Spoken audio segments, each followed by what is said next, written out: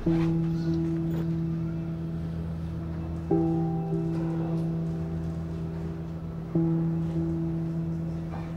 ba tong kutong lupang itong pinagkatiwala na agad ni boss?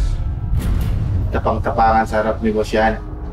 Kaya binigyan agad ng toka. O baka kinamot yung likod ni boss. Kaya yun, bumigay.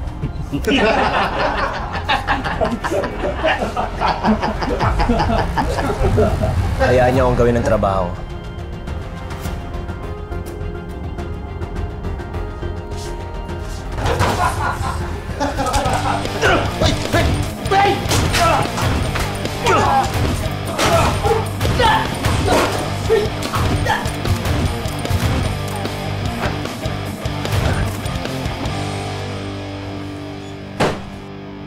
Mahusay kang mamaril, ah.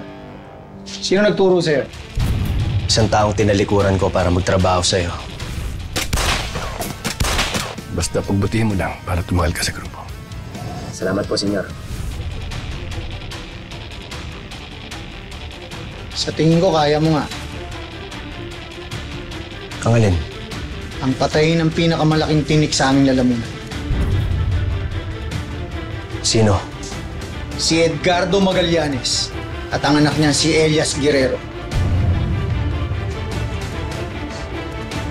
Elias?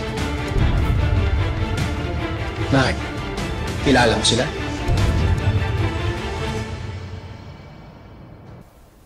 Kung kalayaan ang hinihingi ni Vanessa, yun ang ibigay mo sa kanya.